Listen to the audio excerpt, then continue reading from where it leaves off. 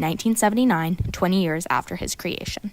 Today, Aubie stands as a mascot legend, holding titles such as the first collegiate inductee into the Mascot Hall of Fame in 2006, the Capital One Mascot of the Year in 2014, and an 11-time UCA national champion. Although Aubie's fame may stretch well beyond the Plains, his meaning here in Auburn is simple. Aubie is everything to the Auburn community, to this campus. Aubie is the spirit of Auburn. He's the goodwill ambassador of this university. Celebrating him is so awesome, and I'm so glad I've gotten to be able to facilitate such a magical day for everyone. SGA volunteer Ty Torbert gave a similar answer when asked what Aubie means to him. Aubie is not only an embodiment of this university, but also an embodiment of the Auburn family. And it's awesome to be able to celebrate him today and kind of recognize the 46 years of his presence and the awesome impact he's made on so many students to this point. I'm Alice Estes, Eagle Eye TV, Auburn's news leader. This past Saturday, friends and family of Auburn alumnus Drew Dauphin gathered at the Church in the Pines to celebrate his life. The Auburn community was heartbroken to hear that Drew was killed in the New Year's Day terror attack in New Orleans.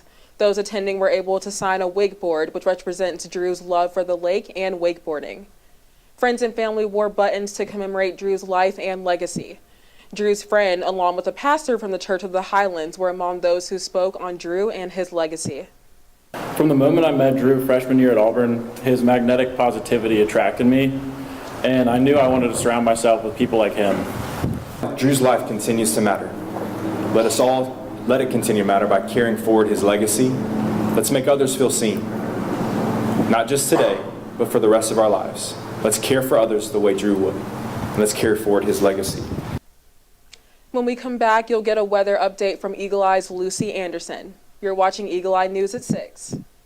Yeah! Sam, Elmo! Oh, hey, Julia. Are you ready to play band with us? I'm going to play my clarinet. And Elmo's going to play his drum. Drum loud. Oh, well, you know what to do, Julia. Julia knows. Mm-hmm. With Julia's autism, loud sounds can be too much. But she still loves to make music. Play band. Early screening for autism can make a lifetime of difference. Find out more at screenforautism.org. Put the keys down, Kevin. But I'm gonna drive home. There are several warning signs present that you shouldn't be driving. My text-to-emoji ratio has gotten a little out of hand. A little? Yep, I'm definitely gonna call a ride home. Yo, Scott. Hey. I'm heading out, man. You want to ride? No, I got my car, but I actually really need to go to the bathroom. Oh, you know what? I was just in there. The line is like 10 people long. You know, I think I'll just...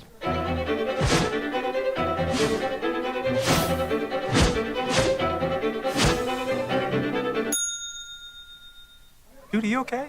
You wouldn't believe what I was just thinking. I am definitely buzzed. Yeah. I think I will take this, and I will take that ride home. Smart man. Did you see how that dog was looking at me?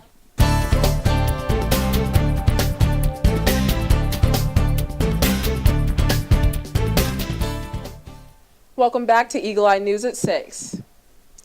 Amid a backdrop of conflicts abroad and economic concerns back home, President Donald Trump delivered an address to Congress Tuesday night, pushing Republicans to help turn his agenda into law. The GOP currently holds slim majorities in both chambers. Julia Benbrook breaks down the night's big moments. Mr. Speaker, the President of the United States.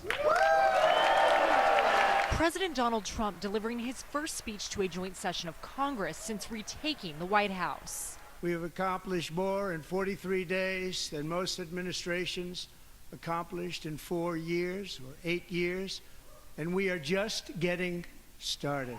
While Democrats mostly waved signs in protest, a disruption came early in the night, with Speaker Mike Johnson ordering the removal of Democratic lawmaker Al Green from the House chamber. Remove this gentleman from the chamber. The speech comes the same day Trump enacted 25% tariffs on Mexico and Canada and doubled his tariff on Chinese goods to 20%, sparking concerns of a trade war. Tariffs are about making America rich again and making America great again. There'll be a little disturbance, but we're okay with that. Trump has made a whirlwind of moves since his inauguration, including firing thousands of federal workers in an effort to reduce the size of the federal government. We'll be ending the flagrant waste of taxpayer dollars. And to that end, I have created the brand new Department of Government Efficiency, which is headed by Elon Musk, who is in the gallery tonight. Several of those fired federal workers attended the speech as guests of Democratic lawmakers. Their party's rebuttal delivered by Michigan Senator Alyssa Slotkin. America wants change, but there's a responsible way to make change and a reckless way. And we can make that change without forgetting who we are as a country. In Washington, I'm Julia Benbrook. Ash Wednesday services are underway around the world, including in Vatican City, where Pope Francis remains hospitalized. The 88-year-old pontiff is battling double pneumonia. Wednesday, the Vatican said his condition stayed stable throughout the day, but his clinical picture remains, quote, complex. He suffered respiratory failure on Monday. Vatican officials say the Pope took part in the blessings of the holy ashes and received the Eucharist. A cardinal performed Ash Wednesday services in Vatican City. There are new details in the death of a Louisiana college student. Caleb Wilson died in late February after being dropped off at a hospital by his fraternity brothers. His death is currently under investigation by Baton Rouge police. As Chris Nakamoto reports, sources have now come forward to say that fraternity members lied about what happened that night. 20-year-old Caleb Wilson's death did not have to happen, according to sources with direct knowledge of it. The scholar and member of the Human Jukebox had a bright future ahead of him. The I-Team learned tonight Wilson was among at least 9 pledges in a line during an unsanctioned off-campus fraternity ritual, when each one was allegedly forced to take blows to the chest. Those sources say Wilson collapsed and began having a seizure, and that's when a cover-up ensued. When Wilson was hit, some of those fraternity members brought him to the hospital, and it was doctors at Baton Rouge General who called police about Wilson's death. That's when Baton Rouge police opened an investigation. Initially, police were told the incident happened at a Breck Park on North Sherwood.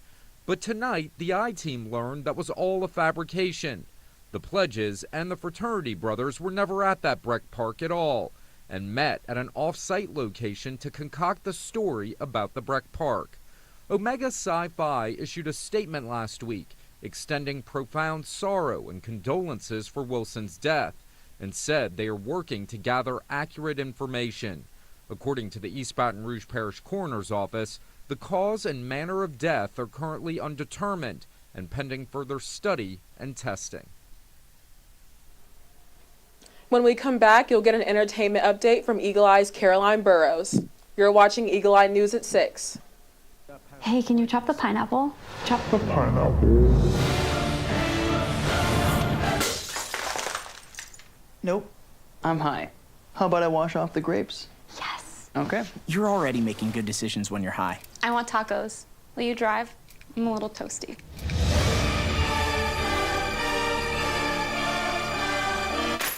Nope, I'm high. Let's order in. Don't make an exception when it comes to driving. If you feel different, you drive different. See on page 4 that the projections need to be tornado.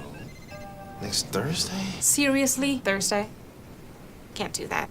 This is really inconvenient. I have yoga that day. I have no time for this. So, I can't do Thursday, but I can do Friday. Disasters don't plan ahead. You can. Talk to your loved ones about how you're going to be ready in an emergency. Don't wait. Communicate. I want to eat apples and bananas. I need to eat apples and bananas. Why can't I eat apples and bananas? Support the Feeding America nationwide network of food banks to help provide meals to those in need. Join us at feedingamerica.org.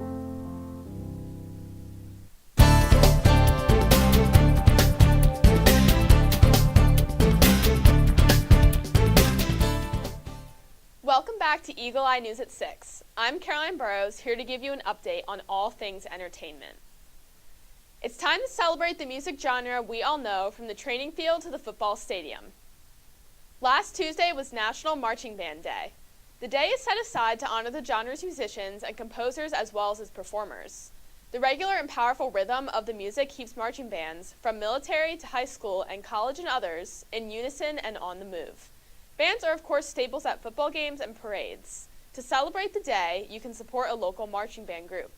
Don't forget to share your experience on social media with hashtag March4th and hashtag MarchingMusicDay. A hot pink-colored poodle is on the loose and leads to hour-long pursuit, and a toddler calls 911 for emergency donuts, and police deliver.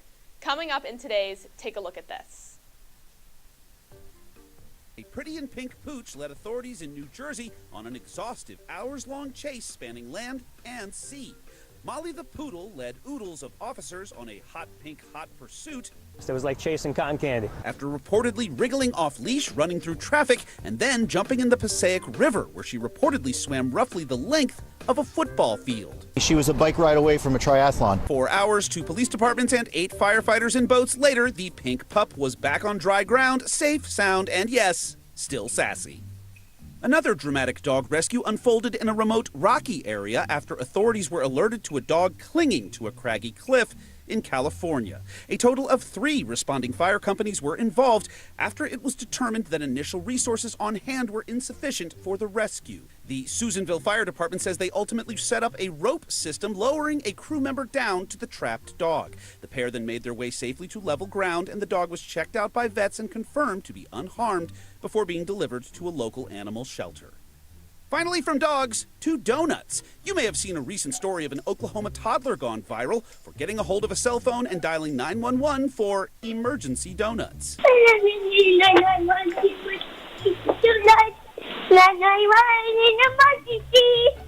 emergency? Emergency donut. Can I talk to Mom? Hey, who among us hasn't needed an emergency donut from time to time? Am I right?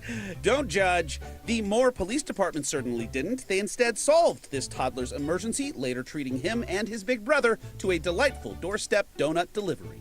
For Take a Look at This, I'm Jeremy Roth. A former child star is speaking out about something she says affects every young woman who grows up under public scrutiny. David Daniel has that and more in today's Hollywood Minute. I grew up in front of the world, and for some reason, people can't seem to grow up with me. Millie Bobby Brown is calling out members of the press for bullying her over her physical appearance. The 21-year-old star of Stranger Things and the upcoming The Electric State posted this Instagram video citing specific articles in which adult writers are spending their time dissecting my face, my body, my choices. She adds, "I refuse to apologize for growing up." Chappell Roan is going country. The Best New Artist Grammy winner says she's releasing her first country song, The Giver, on Thursday, March 13th. It's her first new single in nearly a year. Are you fighting about the tweet? The tweet? I was a little drunk. He was at a wedding, and someone heard him make a sexist joke. Which one? Probably just one of his usual ones. Which wedding? What was the joke then? I don't remember. A journalist's career is on the line in Douglas is Cancelled. Hugh Bonneville, Karen Gillan, Nick Mohammed, and Alex Kingston star in the limited series, debuting Thursday on BritBox. In Hollywood, I'm David Daniel.